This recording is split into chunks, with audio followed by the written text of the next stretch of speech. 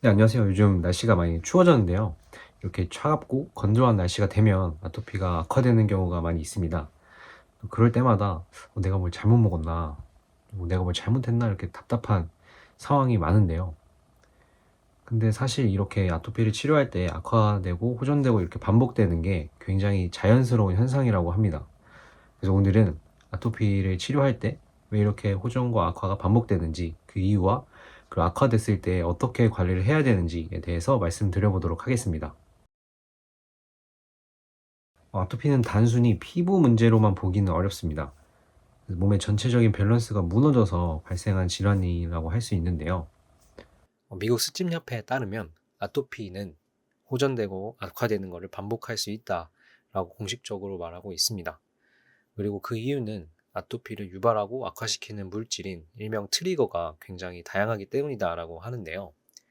가려운 옷감에서부터 땀, 습도, 온도 변화, 그리고 자극적인 스킨케어, 스트레스 등 다양한 트리거의 예시를 소개하고 있습니다. 문제는 이 트리거가 종류가 굉장히 다양하다는 거고, 또 아토피가 트리거 하나 때문에 발생하는 게 아니라 뭐 두 개, 세 개, 또 여러 가지로 복합적으로 작용을 해서 발생할 수 있기 때문에 사실상 개인이 자신의 모든 트리거를 찾아내서 통제하기는 사실상 어렵습니다. 그래서 전반적인 관리가 필요한데요. 이렇기 때문에 그런 많은 의사분들, 뭐 대학병원, 한의원, 피부과, 뭐 관리샵 이런 많은 의사분들께서 공통적으로 전반적으로 생활 관리를 하셔야 된다. 잘 먹고 잘 자야 되고 스트레스 관리하셔야 된다라고 좀 모호한 답변을 주시는 이유가 여기에 있지 않을까 싶습니다. 이렇게 뭐 아토피가 호전 악화를 반복하는 질환이다라는 걸 머리로는 이해해도 또 막상 악화되면 정말 난감하고 좀 초조하고 조급해지거든요. 그래서 거기에 조금이라도 도움이 될 수 있게 좀 아토피 전체적인 호전 과정을 말씀드리려고 합니다. 이걸 말씀드리려는 이유는 어떤 큰 틀을 알고 있으면 가끔씩 악화되더라도 내가 그 전체적인 호전 과정 안에 있으면 좀 내가 옳은 방향으로 가고 있구나 그런 믿음을 가지고 좀 지속적으로 관리해 나가는 데 도움이 될 수 있기 때문에 한번 말씀드리도록 하겠습니다. 호전 과정은 제 경험을 바탕으로 말씀드린다는 점 참고 부탁드리겠습니다. 가장 먼저 빨간 염증이 낫기 시작하는데요. 시뻘건 염증이 좀 하얗게 회색깔 빛으로 색이 죽어가게 됩니다. 이런 시기가 지나면서 그 위에 각질이 쌓이는 시기가 오는데요. 이때 각질을 떼지 말고 오랫동안 보존해 주는 게 굉장히 중요한데요. 어릴 때 이제 넘어지면 딱지가 앉잖아요. 그럼 그걸 떼지 말아야 된다. 오랫동안 유지해야 된다라고 많이 말씀들 하시는데 똑같습니다. 그래서 그 각질 안에 새살이 이제 돋아나고 있는 거기 때문에 그 새살이 오랫동안 최대한 오랫동안 외부 영향을 받지 않도록 각질을 오랫동안 유지시켜 주는 게 굉장히 중요합니다. 그 시기가 지나면서 가려움도 점점 좀 줄어들게 돼요. 그러다 보니까 이제 그 다음에 사람 혈색이 조금 예전처럼 돌아오게 되는데요. 아토피를 앓다 보면은 이제 피부에 염증이 많다 보니까 자외선 차단제를 못 발라서 물리적으로 좀 얼굴이 타는 경우도 있고, 또 거기에 이제 아토피가 생기면 잠도 잘 못 자고 스트레스 받고 좀 사람이 부정적이게 되다 보니까 그거의 영향으로 좀 사람 컨디션 자체가 계속해서 안 좋아지다 보니까 혈색이 좀 안 좋아, 낯빛이 어두워지거든요. 근데 이제 아토피가 개선이 되면서 뭐 행복하기도 하고 또 삶의 질이 좀 올라가고 잠도 좀 그나마 더 자고 하다 보면 컨디션이 좀 좋아지면서 혈색이 회복되는 단계가 옵니다. 그 단계에서 시간을 지내다 보면 결국 남게 되는 거는 아토피의 흔적만 있는데요. 바로 주름과 착색입니다. 그래서 이거는 조금 어떻게 다른 관리를 하기보다는 저는 그냥 자연적으로 시간을 좀 오래 두고 그냥 지내다 보면 낫겠거니 하고 지내왔는데요. 사실 이것도 뭐 피부과의 시술이나 다른 뭐 관리하면은 좀 더 빠르게 좀 더 잘 회복될 수 있을 것 같은데 저는 괜히 또 시술 받았다가 자극시키지는 않을까 걱정이 돼서 비용적인 문제도 있고 해서 자연 치유에 맡겼습니다. 그래서 정리를 하면 빨간 염증이 낫게 되고 그 위에 각질이 쌓인다. 그리고 가려움도 그 단계에서 줄어들게 되고 그러다 보면 사람 혈색이 예전 정상적인 혈색으로 돌아오고 결국 남게 되는 건 주름과 착색이다. 근데 이거는 시술을 받아도 되고 자연적으로 시간을 보내다 보면 자연스럽게 돌아오게 된다라는 겁니다. 나아지는 부위를 보면은 저는 얼굴부터 먼저 나았어요. 얼굴부터 염증이 가라앉기 시작하면서 좀 빠르게, 비교적 빠르게 나았던 것 같고, 그 다음에 몸이 나았는데 몸은 굉장히 잘 안 났더라고요. 그 이유가 뭔지 생각해 보면 제가 얼굴은 굉장히 좀 이악 물고 안 긁으려고 노력을 많이 했거든요.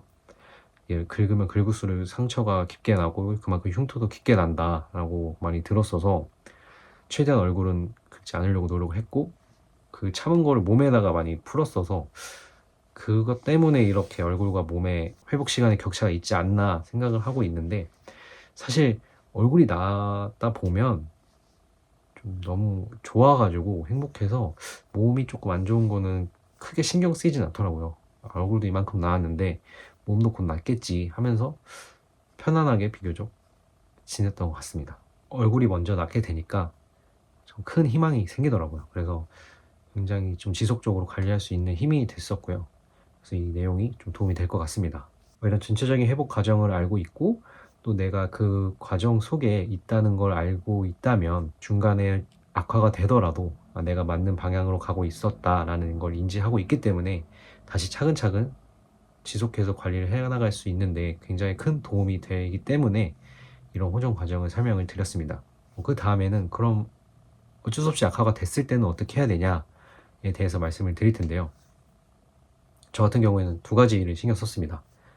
첫 번째는 몸 안을 신경 썼고, 두 번째는 몸 밖 피부를 신경을 썼습니다. 저의 경우에는 아토피의 원인이 몸 안에 있던 케이스였어요.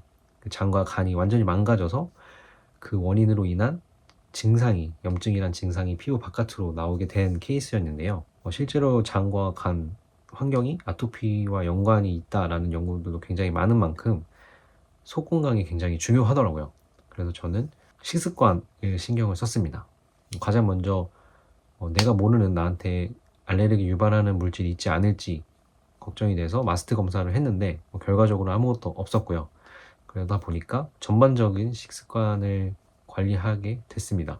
근데 사실 뭐 좋은 걸 먹는 것보다 안 좋은 걸 안 먹는 게 훨씬 중요하기 때문에 대표적인 염증 유발 음식인 매운 거, 튀긴 거, 기름진 거, 그리고 술을 좀 철저하게 좀 열심히 끊었습니다. 네, 그래서 제 장에 직접적으로 들어가는 음식들을, 물질들을 관리를 하면서 좀 원인 치료를 하려고 노력을 했습니다. 두 번째는 바로 피부 관리입니다. 어쨌든 염증이 얼굴 밖으로 폭발한 상태이기 때문에 이걸 완화시켜주는 건 굉장히 중요했는데요. 근데 사실 이렇게 단기간에 이거를 완화시켜 줄 수 있는 거는 스테로이드밖에 없습니다. 근데 스테로이드는 오랫동안 바를 수도 없고, 오래 바르게 되면 부작용이 있기 때문에, 그렇다 보니 조금 쓰고 스테로이드를 끊으면 또 재발하고, 쓰다가 끊으면 또 재발하고 이러기 때문에 이런 근본 치료가 되지 않는 상태에서는 스테로이드를 발라봤자 계속 재발하는구나 라는 걸 깨달았고, 그때부터 스테로이드를 아예 사용하지 않았습니다. 그래서 어떻게 했느냐, 이렇게 염증이 빨갛게 올라온 상태에서는 아무것도 하지 않아야 됩니다. 노보습을 해야 됩니다. 저희가 몸이 굉장히 아플 때 그냥 아무것도 하지 말고 쉬라고 하잖아요. 그것처럼 피부도 이렇게 빨간 염증이 폭발한 상태이기 때문에, 안 좋은 상태이기 때문에 아무것도 하지 않고 좀 쉬게 놔둬줘야 됩니다. 근데 아토피가 있으면 막 입을 이렇게 벌리지도 못할 만큼 건조하고 막 찢어질 것처럼 건조하기 때문에 뭐라도 발라줘야 마음이 편하잖아요. 근데 이렇게 염증이 있을 때는 뭐 알로에던 뭐 아토피 전용 화장품이던 뭐 피부과 MD 화장품이던 어떤 것이든 발라도 안 바르니만 못합니다. 그렇기 때문에 앞서 말씀드린 것처럼 빨간 염증이 하얗게 회색깔 빛으로 죽어가기 전까지는 보습제를 바르지 않아야 되고, 좀 회색깔로 죽어갈 때부터 조금씩 보습을 다시 시작하면 되는데요. 이런 염증 단계별로 어떻게 관리를 해야 되는지, 그리고 어떤 화장품을 사용했는지는 지금 링크된 영상에 4분 8초부터 보시면은 그런 방법들이 잘 나와 있거든요. 그래서 필요하신 분들은 참고하시면 좋을 것 같습니다. 여기 안에 그 내용을 다 풀기에는 영상이 너무 길어질 것 같아서요. 그래서 어쨌든 악화가 된 상황에서는 아무것도 바르지 않아야 된다라는 게 주요 내용입니다. 사실 제가 말씀드릴 방법이 안 좋은 거 안 먹기, 아플 때 보습하지 않기, 굉장히 단순한 건데요. 사실 획기적인 걸 말씀드리고 싶은데 그런 건 없더라고요, 제 경험상으로는.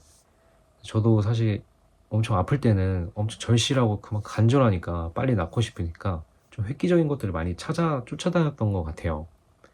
그래서 뭐 관리도 많이 받아보고 뭐 여러 나라 영양제도 찾아서 사 먹어보고 또 뭐 민간요법도 어떤 열매가 좋다고 해서 그 물, 달인 물을 먹기도 하고 그 물로 막 샤워하고 얼굴을 씻기도 했었는데 결과적으로는 좀 획기적인 효과를 얻은 건 하나도 없었습니다. 지금 생각해보면 몸 안에 이런 나의 기반들이 기반 공사가 다 무너진 상태인데 땅 안에 기반 공사가 다 무너졌는데 그 땅 위에 그냥 건물만 새 걸로 좀 더 깨끗하고 튼튼하게 지으려고 노력을 했던 것 같아요. 근데 그러다가 뭐 어쩔 때 뭐 효과가 있을지는 몰라도 기반이 무너져 있으니까 또 다시 무너지고 또 무너지고 그렇게 반복을 했던 것 같습니다. 그러다가 이제 기반을 다지면서 이제 악화가 없이 계속해서 쭉 회복될 수 있었던 것 같아요. 그래서 혹시 오랫동안 앓지 않고 좀 반복이 심하다라고 하시는 분들은 좀 기반이 무너져 있는지 아는지 한번 점검해 보시길 바랍니다. 정리를 하면 아토피는 좋아졌다 나빠졌다를 반복하면서 천천히 회복하는 질환이다. 그리고 악화는 실패가 아니라 회복되는 과정의 일부분일 뿐이다 라는 거고요. 만약에 여러분들께서 지금 좀 호전과 악화를 반복하는 불안한 시기시더라도 조금씩 나아지고 있다면 그 방향성은 맞다 라고 말씀드리고 싶습니다.